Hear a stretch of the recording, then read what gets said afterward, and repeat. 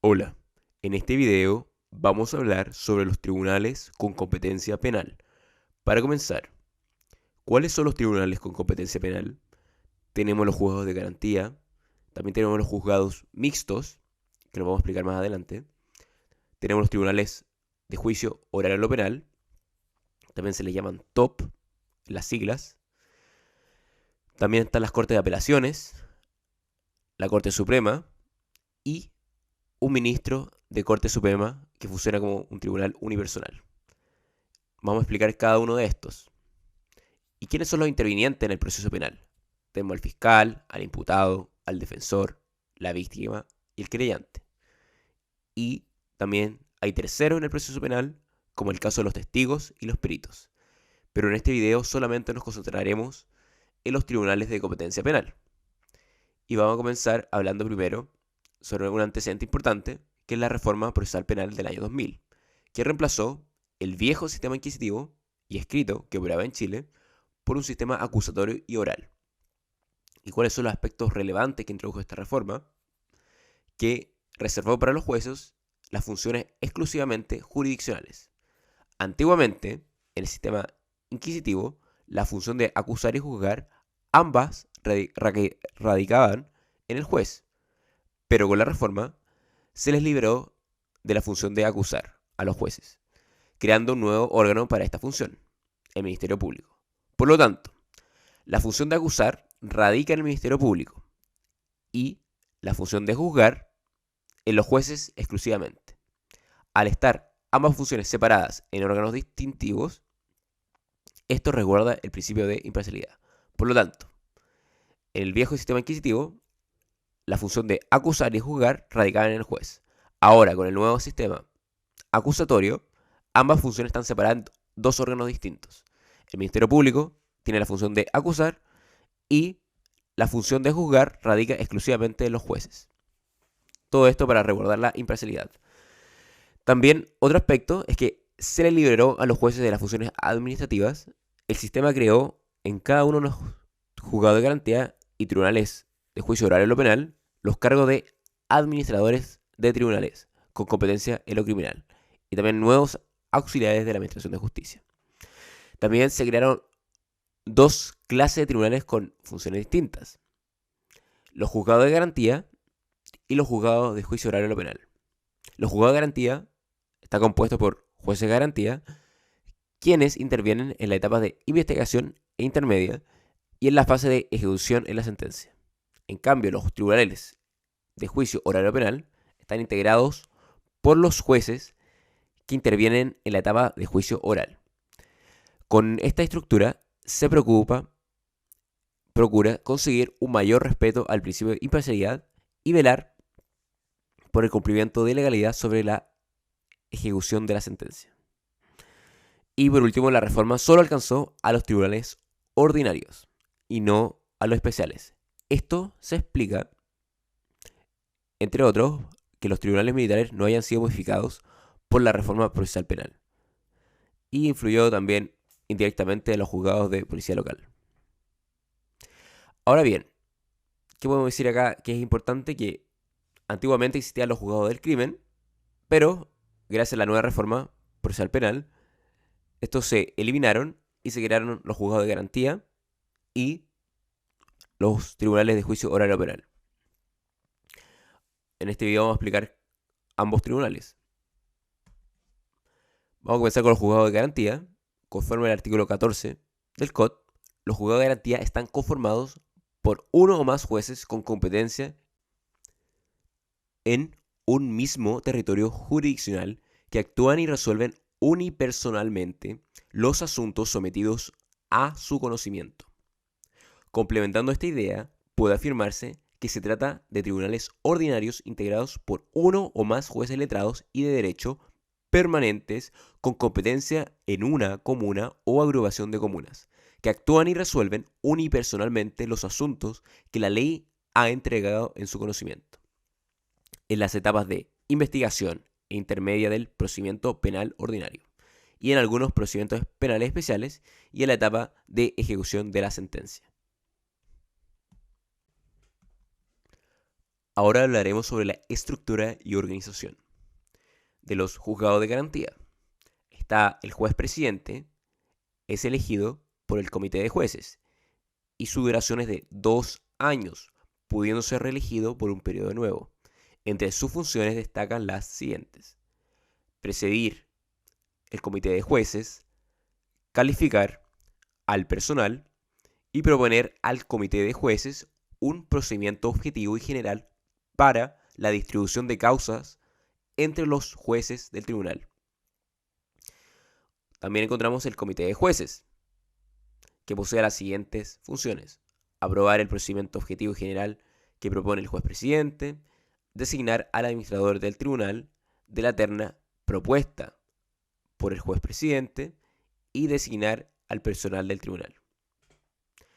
También está el administrador del tribunal, es un auxiliar de la Administración de Justicia, cuyas funciones destacan las siguientes: dirigir las labores administrativas y funcionamiento del tribunal, distribuir las causas conforme al procedimiento objetivo y general aprobado, llevar contabilidad y cuenta corriente del tribunal, elaborar el presupuesto anual del tribunal y adquirir y abastecer de materiales de trabajo al tribunal. Y también encontramos las unidades administrativas.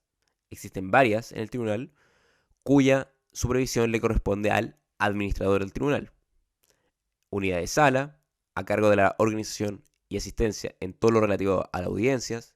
También está la unidad de atención de público, que otorga información y orientación al público. La unidad de servicios, encargada del soporte técnico y de redes computacionales y otros. Y también la unidad de administración de causas. Maneja causas y registros que se llevan. Está a cargo de las notificaciones, del manejo de fechas y salas para la audiencia y citaciones. Bueno, esta estructura le corresponde a los juzgados compuestos de 3 o más jueces. En el caso de contar con un número menor de estos, algunas funciones que le corresponden al juez presidente la realiza el presidente de la Corte de Apelaciones respectiva. Por lo tanto, en resumen, adentro de un juzgado de garantía, además de los jueces, encontramos el juez presidente, el comité de jueces, el administrador del tribunal y las unidades administrativas. Ahora hablaremos sobre las reglas generales de competencia. Las reglas generales de competencia están contempladas en el artículo 108 y siguiente del Código Orgánico de Tribunales. También son aplicables en los juegos de garantía, pero habría que hacer unas ciertas precisiones. Respecto a la regla de radicación o fijeza, las causas se radican no solo en los juzgados de garantía, sino también en la persona del juez. El momento en que queda establecido el juzgado de garantía competente y aquel que determina la persona del juez son distintos. El tribunal queda fijado en el momento en que se comete el delito. El juez, cuando se le asigna el conocimiento del asunto conforme al procedimiento objetivo y general de distribución de causas. Y respecto a la regla de ejecución de las resoluciones judiciales, en materia penal, la ejecución de las sentencias penales y de las medidas de seguridad previstas en la ley procesal penal será competencia del juzgado de garantía que hubiera intervenido en el respectivo procedimiento penal. Esto hace excepción a la regla general de ejecución. ¿Y cuál es esta regla general? Conforme a la cual corresponde ejecutar las resoluciones al tribunal que las dicta en primera o única instancia. Por lo tanto, aquí se sigue otra regla en materia penal. Y la ejecución de sentencias le corresponde al juzgado de garantía. Competencia material o funcional.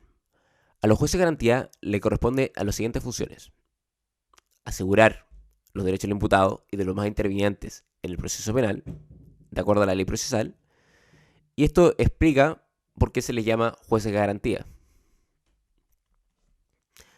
Respecto a la víctima, los juzgados de garantía también cumplen varias funciones, entre las que podemos destacar: fijar condiciones que velen por la protección de la víctima al aprobar la suspensión condicional del procedimiento y revocar dicha salida alternativa cuando la víctima así se lo solicite, presentándose los supuestos que la ley señala. También verificar que la víctima manifieste su conformidad con el acuerdo reparatorio en forma libre e informada, sin estar bajo ningún tipo de coacción o amenaza. También decretar ciertas medidas cautelares a petición de la víctima y decretar ciertas medidas cautelares para proteger la seguridad de la víctima. También comunicar a la víctima que el fiscal ha decidido aplicar el principio de oportunidad. Ahora veremos la tarea del juez de garantía frente al imputado, comenzando con el respeto de las garantías judiciales. Y aquí vemos la figura de la cautela de garantías. Si el juez de garantía estima que el imputado no está en condiciones de ejercer las garantías consagradas en la Constitución, en las leyes o en los tratados internacionales, decretará de oficio o a petición de parte las medidas necesarias para ejercer estos derechos. Si las medidas adoptadas no fueren suficientes, ordenará la suspensión del procedimiento y citará a los intervinientes a una audiencia para resolver la continuación del procedimiento o decretar el sobreseimiento temporal. Cuando se diseñó el nuevo sistema procesal penal, se pretendió dar cautela de garantías un alcance limitado para permitir al juez de garantía adoptar medidas solo frente a los impedimentos sobrevivientes en el curso del procedimiento que limitarán la capacidad del imputado para comprender los efectos de la formulación de cargos y para discernir acerca de su rol en el proceso. Por ejemplo, sordomudos que no logran comunicarse con terceros, o personas que se encuentran en estado de inconsciencia, o extranjeros que solo hablan una lengua que nadie comprende en el país, u otros casos. Sin embargo, en la práctica, la cautela de garantía se ha aplicado para situaciones de afectación de derechos del imputado ocasionadas por cuestiones procesales. Por ejemplo, cuando la investigación está agotada y no se ha fijado un plazo al fiscal para que la cierre, o se ha pedido al juez que le fije un plazo. También cuando el fiscal no ha exhibido al imputado los antecedentes de la investigación o no le ha dado copias, se ha pedido al juez que ordene al fiscal exhibir los antecedentes o entregar copias, etc. O también en cuestiones penitenciarias, por ejemplo cuando Gendarmería de Chile ha aplicado al imputado en prisión preventiva una medida disciplinaria de aislamiento en celda solitaria, se ha pedido al juez que declare ilegal dicha medida y que la deje sin efecto, o de otra índole. En cuanto a la oportunidad para que se tenga lugar la denominada cautela de garantías, existe discusión, ya que mientras algunos señalan, con base en la primera parte del artículo 10, inciso primero, que ello puede ocurrir en cualquier etapa del procedimiento. Otros sostienen que solo puede ocurrir durante las etapas de investigación e intermedia, es decir, antes de que la causa llegue a conocimiento del tribunal del juicio oral en lo penal, ya que de lo contrario se producirían graves trastornos en la tramitación de las causas en la etapa del juicio oral. Por ejemplo, el juez de garantía podría ordenar la suspensión del procedimiento, lo cual contradiría lo dispuesto en los artículos 282 y 283. Así, por lo demás, quedó establecido en las actas de la Comisión Redactora del Código. Por lo tanto, si durante el juicio oral se produce una situación que impide al imputado el ejercicio de sus derechos, por ejemplo, si sufre un accidente que le provoca una pérdida temporal de conciencia, no será el juez de garantía quien deba actuar por vía de la cautela de garantías, sino el tribunal del juicio oral en lo penal, suspendiendo la audiencia. Bueno, también, cambiando de tema, también los jueces de garantía tienen otras funciones, por ejemplo, otorgar o denegar autorización para que se practiquen diligencias de investigación que pueden ser lesivas de los derechos. Por ejemplo, una interceptación de la línea telefónica del imputado.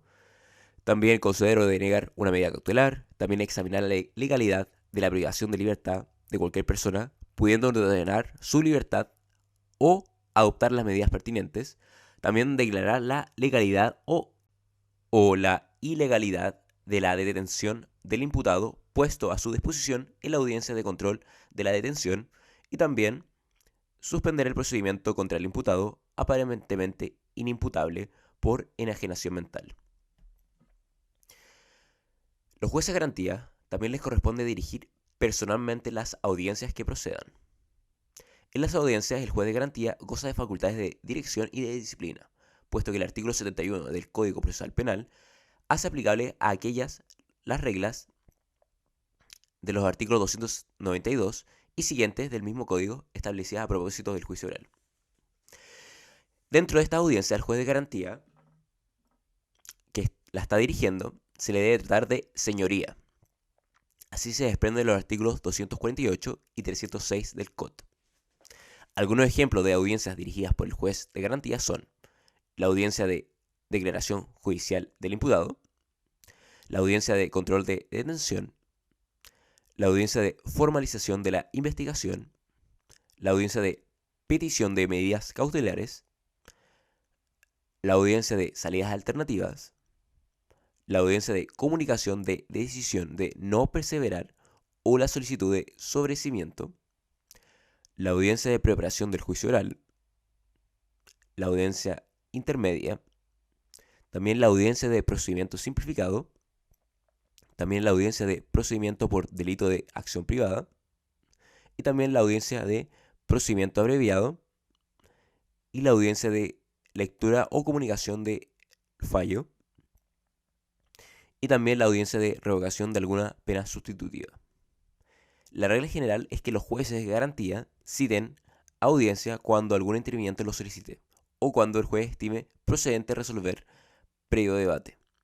Excepcionalmente, se resuelve sin audiencia cuando se trata de solicitudes de mero trámite. Como ejemplo, solicitudes de copias, certificados, etc. Otra función que tienen los jueces de garantía es que a los jueces de garantía les corresponde dictar sentencia en procedimiento abreviado. El procedimiento abreviado es un procedimiento que está regulado en los artículos 406 y siguiente del Código Procesal Penal. El procedimiento abreviado permite al juez de garantía conocer y fallar una hipótesis penal en forma rápida y resumida, sin pasar por el juicio oral a petición exclusiva del fiscal mediante un acuerdo propuesto por este, que debe ser aceptado por el acusado y por el juez, si concurren los demás requisitos legales. Entonces, en los casos de procedimiento abreviado, los jueces de garantía les correspondería dictar sentencia. También, los jueces de garantía les corresponde otra función, conocer y fallar las faltas penales. Las faltas penales se encuentran consagradas en el libro 3 del Código Penal, pero no son las únicas que existen, ya que también hay leyes penales especiales. Por ejemplo, la Ley 20.000 sobre el tráfico ilícito de estupefacientes y sustancias psicotrópicas contempla como falta el consumo de drogas en lugares públicos y el consumo concertado en lugares privados. Para conocer de las faltas penales existen dos procedimientos, el simplificado y el monitorio. El simplificado, que se aplica a las faltas para las que no se pida pena de multa, además de los simples delitos para los cuales el Ministerio Público requiera una pena no superior a presidio o reclusión menores en su grado mínimo. Y el monitorio, que se aplica a las faltas para las que el fiscal solicite una pena de multa. Otra tarea de los jueces de garantía es que a los jueces de garantía les corresponde hacer ejecutar las condenas y las medidas de seguridad y resolver las solicitudes y reclamos relativos a dicha ejecución. Por lo tanto, la ejecución de la sentencia penal le corresponde al juez de garantía. También, los jueces de garantía le corresponde conocer y resolver asuntos correspondientes a la Ley de Responsabilidad Penal Juvenil. Y también los jueces de garantía les corresponde conocer y resolver los demás asuntos que la ley les encomiende. Y aquí podemos poner como ejemplo que según el Código Procesal Penal le corresponde a los jueces de garantía llevar adelante la tramitación de los procedimientos por delito de acción privada o fuera del Código Procesal Penal, en el COT, en el Código Orgánico de Tribunales, también se establece que el último día hábil de cada semana, un juez de garantía designado por el Comité de Jueces del Tribunal de la respectiva jurisdicción visitará la cárcel o establecimiento en que se encuentren los detenidos o presos a fin de indagar si sufren tratos indebidos y si les coarta la libertad de defensa o si se prolonga ilegalmente la tramitación de su proceso. Cambiando de tema, hablando ahora sobre la competencia territorial, la regla general, tratándose de delitos cometidos en el territorio de la República, es que será competente el tribunal en cuyo territorio jurisdiccional se hubiere cometido el presunto delito, el cual se considerará cometido en el lugar donde se hubiere dado comienzo a su ejecución. Eso sí, existen diversas excepciones a esta regla de competencia territorial. El caso de las diligencias urgentes, tratándose de diligencias urgentes que sea necesario realizar fuera del territorio jurisdiccional del juzgado de garantía competente. Si se requiere alguna autorización judicial previa, esta podrá ser concedida por el juez de garantía del lugar en que la diligencia deba realizarse.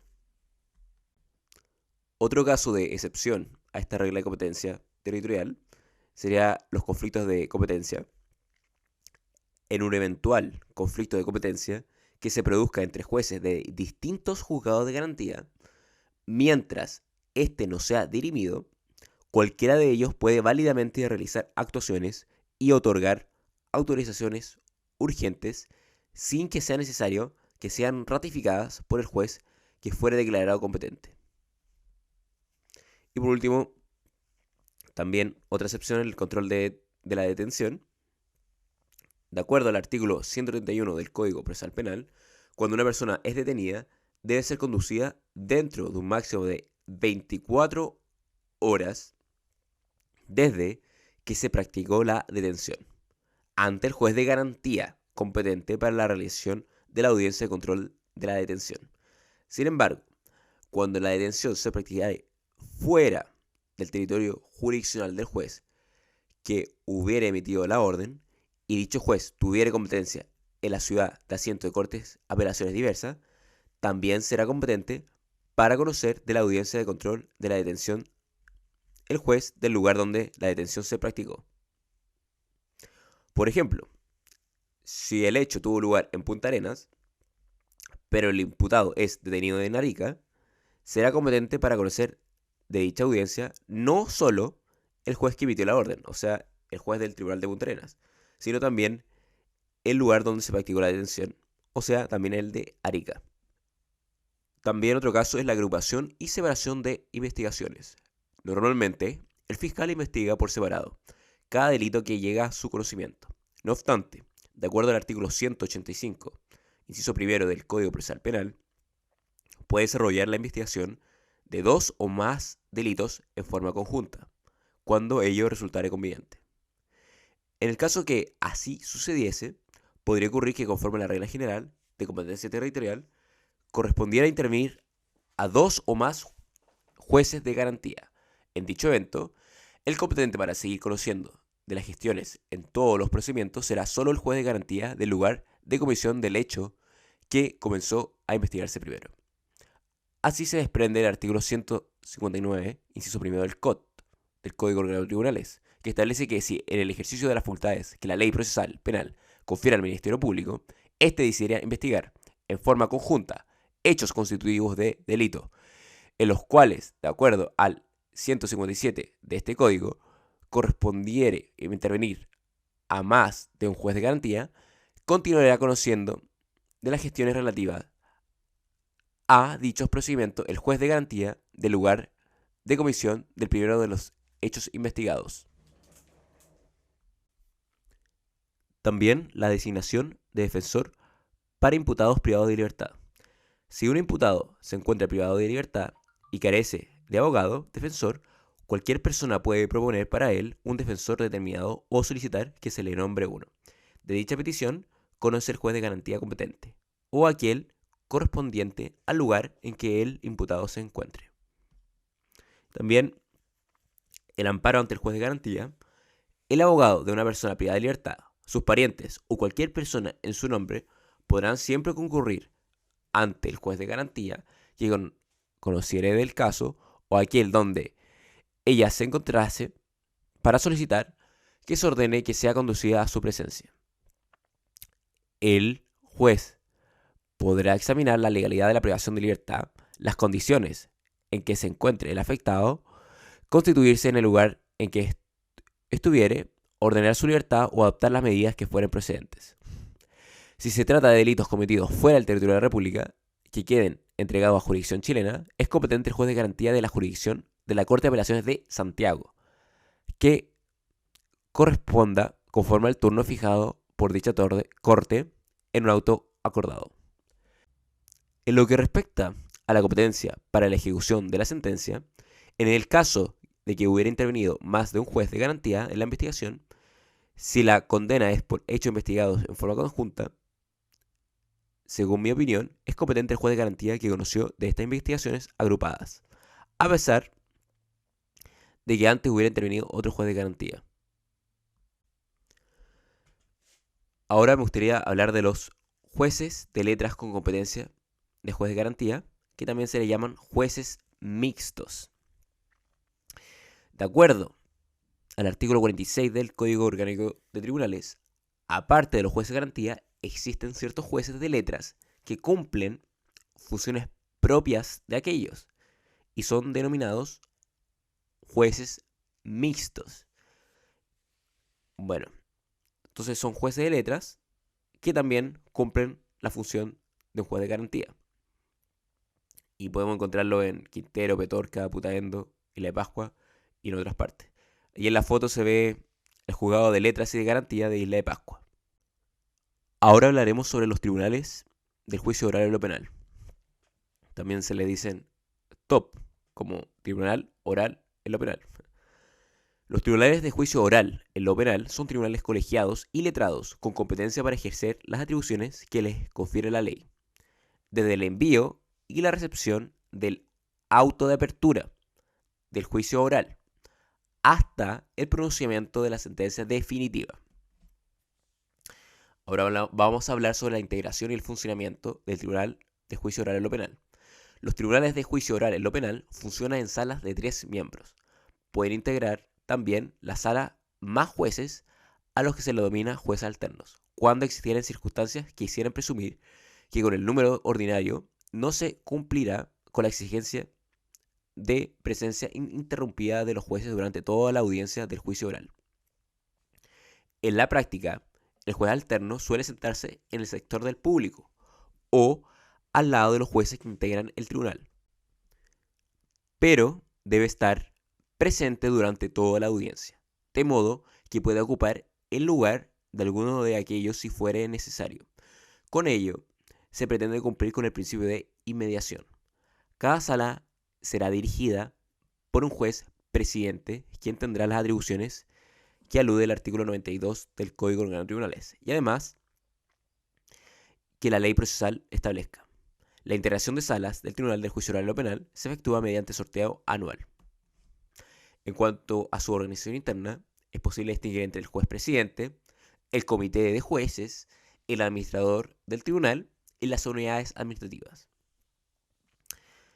O sea, como vemos, se repiten las unidades que habíamos visto en el juzgado de garantía, pero también se le agrega otra unidad, la quinta, que sería apoyo a testigos y peritos. En cuanto a sus decisiones, estas se adoptan conforme a las reglas de los acuerdos de las Cortes de Apelaciones. Con todo, existen reglas especiales. Solo pueden concurrir a la decisión los jueces que hayan asistido a la totalidad de la audiencia. La decisión debe ser adoptada por mayoría de sus miembros de la sala.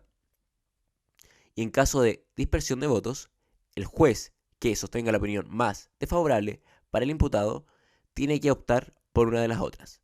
Y si hay desacuerdo sobre cuál es la opinión más favorable, prevalece la que cuenta con el voto del juez presidente de la sala.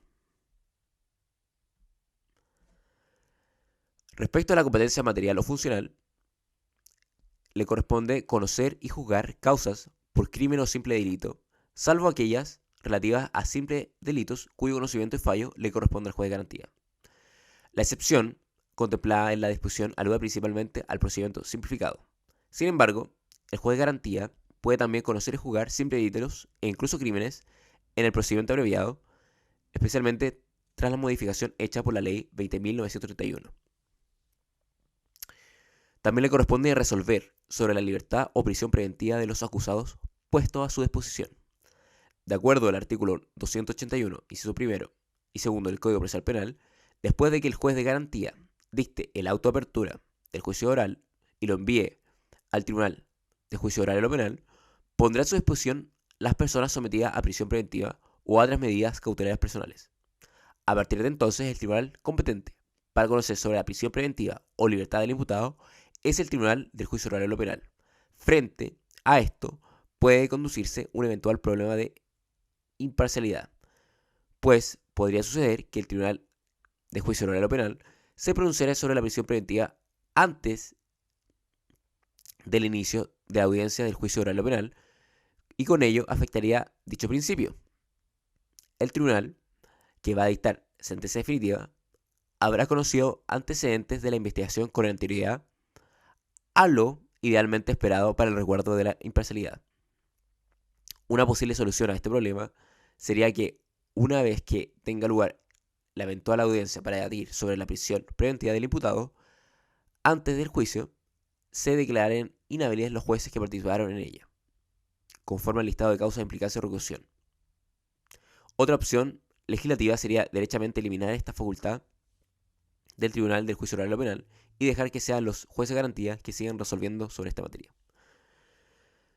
Bueno, también resolver los incidentes que se prueban durante el juicio, por ejemplo, acoger o rechazar objeciones de los intervinientes que plantee frente a las preguntas hechas a un testigo o por otro interviniente. También conocer y resolver las cuestiones relativas a la ley conforme a responsabilidad penal juvenil, conforme al artículo 16 de la ley 20.084, al Tribunal de Juicio Oral o Penal, que impone una pena de internación en régimen semicerrado con programa de residencia social, le corresponde aprobar el régimen o programa personalizado de actividades que deberá cumplir el adolescente condenado, que le propone el director del Centro de Privación de Libertad en que la pena deberá cumplirse. Y también le corresponde conocer y resolver los demás asuntos. Por ejemplo, en virtud del artículo 18 del Código Penal, el Tribunal de Oficio o Petición de Parte debe modificar las sentencias condenatorias firmes que hubiera dictado en caso de que, con posterioridad, entre en vigor una ley más favorable para el condenado.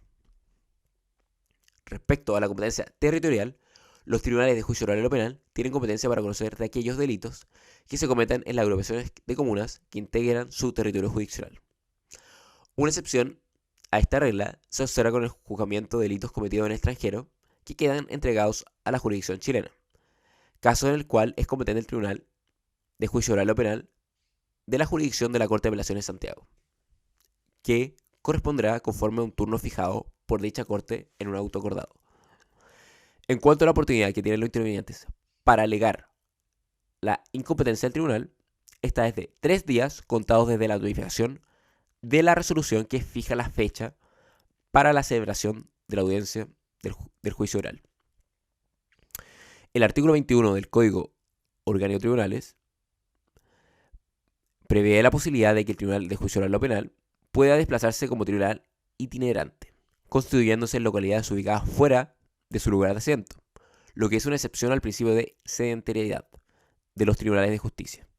Conforme a dicha posición, cuando sea necesario facilitar la aplicación oportuna de la justicia penal, de conformidad a los criterios de distancia y acceso físico y dificultades de traslado de quienes intervienen en el proceso, los tribunales de juicio oral o penal se constituirán y funcionarán en localidades situadas fuera de su lugar de asiento. Esto normalmente sucede en las zonas más extremas del país. Y respecto a las causas de inhabilitación, o sea, de implicancia y recusación, conforme a la reforma procesal penal, se estimó necesario incluir, además de las que ya están existentes en el Código Orgánico de Tribunales, 3 nuevas causas de implicancia para los jueces con competencia criminal. ¿Y cuáles son? Primero, haber intervenido con anterioridad en el procedimiento como fiscal o defensor. También, segundo, haber formulado acusación como fiscal o haber asumido la defensa en otro procedimiento seguido contra el mismo imputado. Y tercero, haber actuado el miembro del tribunal del juicio oral en lo penal como juez de garantía en el mismo procedimiento. Esto último es perfectamente posible atendido a lo dispuesto del artículo 210, inciso segundo del COT, conforme al cual un juez de tribunal en el juicio oral en lo penal podría llegar a ser subrogado por un juez de garantía. En cuanto al plazo para hacer valer las causas de inhabilitación, conforme al artículo 76 del Código Procesal Penal, es posible distinguir tres opciones.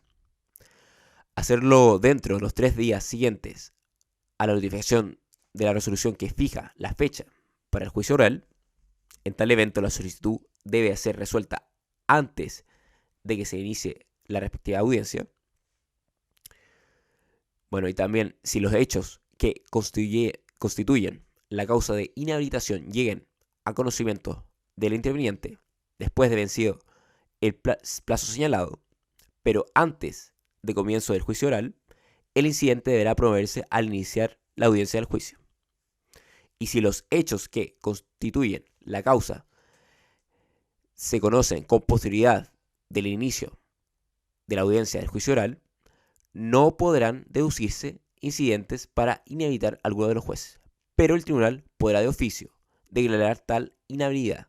En todo caso, se podría recurrir de nulidad contra la sentencia definitiva para anular esta y el juicio basado en el artículo 374, letra A del Código Procesal Penal.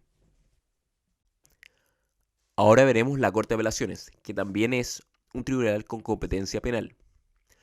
La Corte de Apelaciones conoce las siguientes materias criminales: en única instancia, primera instancia y segunda instancia. En única instancia conocen de los recursos de nulidad fundados en ciertas causales. También conocen de extradición activa y las solicitudes que se hagan cuando ciertas autoridades se nieguen a entregar información. Y en primera instancia conoce de ciertos desafueros, de las querellas de capítulos y también de los recursos de amparo. Y en segunda instancia conocen de las apelaciones procedentes contra ciertas resoluciones de un juez de garantía. Y respecto a la Corte Suprema, la Sala Penal de la Corte Suprema conoce las siguientes materias criminales: los recursos de nulidad fundados en ciertas causales, las apelaciones contra sentencias de cortes de apelaciones en recursos de amparo, la revisión de sentencias condenatorias firmes, las apelaciones contra resoluciones dictadas en querella de capítulos, ciertas solicitudes cuando alguna de las autoridades se negaren a dar determinada información al Ministerio Público, y apelaciones y recursos de nulidad interpuestos contra sentencias dictadas en causa de extraditación pasiva. Bueno, también el Pleno de la Corte Suprema conoce las siguientes materias criminales: las apelaciones de ciertas resoluciones dictadas en procedimiento de desafuero y solicitudes de libertad condicional de personas condenadas a presidio perpetuo calificado. Lo que vimos anterior eran que conocían en sala, y aquí estamos hablando que conocen en Pleno de la Corte Suprema. Y respecto a un ministro de Corte Suprema que funciona como tribunal unipersonal, que sería otro tribunal, aparte de lo que hemos nombrado anteriormente, un ministro de Corte Suprema designado por la Corte Suprema conoce en primera instancia de las solicitudes de extraditación pasiva. Espero que les haya gustado el video. Suscríbanse, comenten, dejen like. Muchas gracias.